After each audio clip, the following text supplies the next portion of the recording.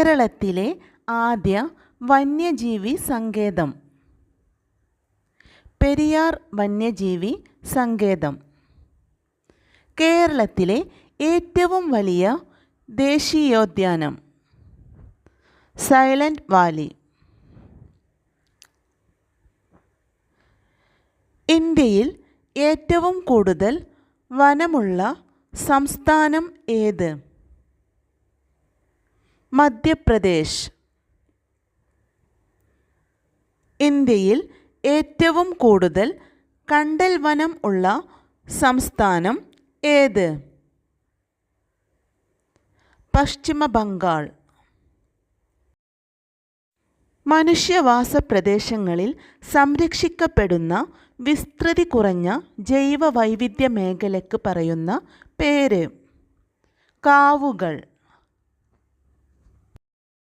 പരിസ്ഥിതി സംരക്ഷണത്തിനായി ലോകത്ത് ആദ്യമായി രൂപീകൃതമായ സംഘടന ഏത്? IUCN, international union for conservation of nature. ആധുനിക പരിസ്ഥിതി പ്രസ്ഥാനത്തിൻ്റെ മാതാവ് എന്നറിയപ്പെടുന്നത് ആര്? Rachel Carson. ഭൂമിയിലെ എല്ലാ ജീവജാലങ്ങളും ഉൾപ്പെടുന്ന മേഖല ഏത് പേരിലാണ് അറിയപ്പെടുന്നത്? ജൈവമണ്ഡലം, ബയോസ്ഫിയർ. സൈലന്റ് വാലി മഴക്കാടുകളുടെ സംരക്ഷണത്തിനു വേണ്ടിയുള്ള സമരത്തിന് പിന്തുണ പ്രഖ്യാപിച്ച് നൃത്തം ചവിട്ടിയ നർത്തകി ആരാണ്? മൃണാളിനി സാരാഭായ്. ഇന്ത്യയിലെ ആദ്യ ജല മ്യൂസിയം എവിടെയാണ്? പെരിങ്ങളം, കോഴിക്കോട്. ജൈവ വൈവിധ്യ രജിസ്റ്റർ പുറത്തിറക്കിയ കേരളത്തിലെ ആദ്യ ഗ്രാമപഞ്ചായത്ത് ഏത്? എടവക ഗ്രാമപഞ്ചായത്ത്, വയനാട്. ജൈവ കൃഷിയുടെ ഉപജ്ഞാതാവ് എന്നറിയപ്പെടുന്നത് ആരാണ്? മസനോബു ഫുക്കുവോക്ക. മസനോബു ഫുക്കുവോക്ക ഏത് രാജ്യക്കാരനാണ്? ജപ്പാൻ. ഒറ്റ വൈക്കോൽ വിപ്ലവം, ദി വൺ സ്ട്രോ റെവല്യൂഷൻ എന്നത് ആരുടെ കൃതിയാണ്? മസനോബു ഫുക്കുവോക്ക. ചിന്നാർ സംരക്ഷണ മേഖല ഏതു ജില്ലയിലാണ് സ്ഥിതി ചെയ്യുന്നത്? ഇടുക്കി. 1950 വനമഹോത്സവത്തിന് തുടക്കം കുറിച്ചത് ആര്? KM മുൻഷി. സംരക്ഷിത ജൈവമണ്ഡല പദവി ലഭിക്കുന്ന ഇന്ത്യയിലെ എത്രാമത്തെ ജൈവമണ്ഡലമാണ് അഗസ്ത്യമല? 10ാമത്. ഫോറസ്റ്റ് സർവേ ഓഫ് ഇന്ത്യയുടെ ആസ്ഥാനം എവിടെയാണ്? ഡെറാഡൂൺ. കേരളത്തിലെ ജൈവജില്ല ഏത്? കാസർഗോഡ്. ജലാശയങ്ങളിൽ പോഷകങ്ങൾ അമിതമാകുന്നത് മൂലം ഉണ്ടാകുന്ന മലിനീകരണത്തിന് പറയുന്ന പേര് എന്ത്? Eutrophication. Kerala forest research institute സ്ഥിതി ചെയ്യുന്നത് എവിടെ? പീച്ചി. ഗ്രീൻപീസ് എന്ന പരിസ്ഥിതി സംഘടന രൂപം കൊണ്ടത് ഏത് രാജ്യത്താണ്? കാനഡ. പരിസ്ഥിതി കമാൻഡോകൾ എന്ന് വിശേഷിക്കപ്പെടുന്ന ലോക പരിസ്ഥിതി സംഘടന ഏത്? ഗ്രീൻപീസ്. ഇന്ത്യയിൽ ഏറ്റവും വനഭൂമി കുറഞ്ഞ സംസ്ഥാനം? ഹരിയാന. ലോകത്തിലെ ആദ്യത്തെ തേക്ക് തോട്ടമായ കനോലി പ്ലോട്ട് എവിടെയാണ്? നിലമ്പൂർ, മലപ്പുറം ജില്ല.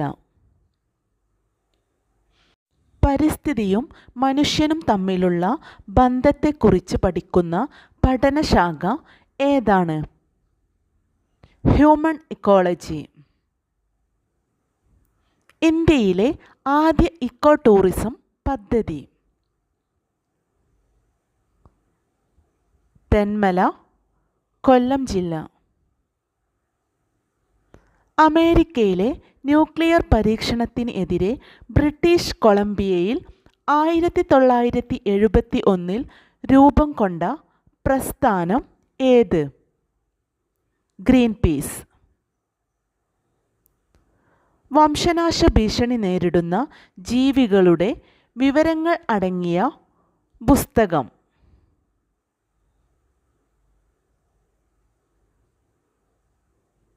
Red data book.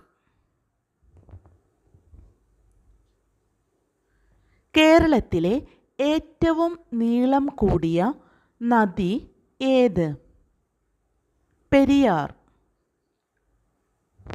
Silent Valley ദേശീയ ഉദ്യാനം ഉദ്ഘാടനം ചെയ്ത പ്രധാനമന്ത്രി ആര്? രാജീവ് ഗാന്ധി.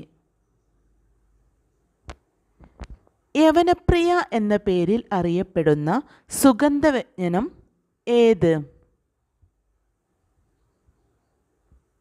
കുരുമുളക്. പശ്ചിമഘട്ടത്തിൻ്റെ രാജ്ഞി എന്നറിയപ്പെടുന്ന പുഷ്പം ഏത്? നീലക്കുറിഞ്ഞി. ഏത് പാർക്കിൻ്റെ മാതൃകയിലാണ് Neyyar dam lion safari park നിർമ്മിച്ചിരിക്കുന്നത്?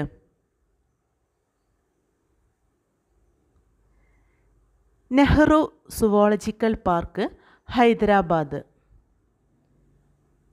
കേരളത്തിലെ ഏക ലയൺ സഫാരി പാർക്ക് സ്ഥിതി ചെയ്യുന്നത് എവിടെയാണ്? നെയ്യാറിലെ മരക്കുന്നം ദ്വീപിൽ. വോളാർ തടാകം സ്ഥിതി ചെയ്യുന്ന സംസ്ഥാനം ഏത്? ജമ്മു കാശ്മീർ. കേരളത്തിലെ ഏറ്റവും വലിയ എർത്ത് ഡാം ഏത്? ബാണാസുര സാഗർ ഡാം. ഏറ്റവും കൂടുതൽ രാജ്യങ്ങൾ ദേശീയ പുഷ്പമായി അംഗീകരിച്ചിരിക്കുന്ന പുഷ്പം ഏതാണ്? റോസ്. ആധുനിക പരിസ്ഥിതിയുടെ പിതാവ് എന്നറിയപ്പെടുന്നത് ആരാണ്? യൂജിൻ പി. ഓഡ്. മരം മുറിക്കുന്നതിന് എതിരെയുള്ള സമരത്തിൻ്റെ ഭാഗമായി റെഡ്വുഡ് മരത്തിൽ 2 വർഷത്തിലേറെ കാലം താമസിച്ച അമേരിക്കൻ യുവതി ആരാണ്? Julia butterfly hill. നിശബ്ദ വസന്തം സൈലന്റ് സ്പ്രിംഗ് എന്ന പുസ്തകം രചിച്ചത് ആര്? Rachel Curzon. ലോക ഭൗമദിനം ആയി ആചരിക്കുന്നത് എന്നാണ്? ഏപ്രിൽ 22. കണ്ടൽക്കാടുകൾക്കിടയിലെ എൻ്റെ ജീവിതം എന്ന ആത്മകഥ ആരുടേതാണ്? കല്ലേൽ പൊക്കുടൻ. കണ്ടൽ വനങ്ങളുടെ വളർത്തച്ഛൻ എന്നറിയപ്പെടുന്നത് ആരാണ്? കല്ലേൻ പൊക്കുടൻ. ഇന്ത്യയുടെ പക്ഷി മനുഷ്യൻ എന്നറിയപ്പെടുന്നത് ആര്? ഡോക്ടർ സാലിം അലി. കേരളത്തിലെ പക്ഷി മനുഷ്യൻ എന്നറിയപ്പെടുന്നത് ആര്? ഇന്ദുചൂടൻ, KK നീലകണ്ഠൻ. ഓസോൺ ദിനമായി ആചരിക്കുന്നത് എന്ന്? സെപ്റ്റംബർ 16. ഇന്ത്യയുടെ ധാന്യപ്പുര എന്നറിയപ്പെടുന്ന സംസ്ഥാനം ഏത്? പഞ്ചാബ്.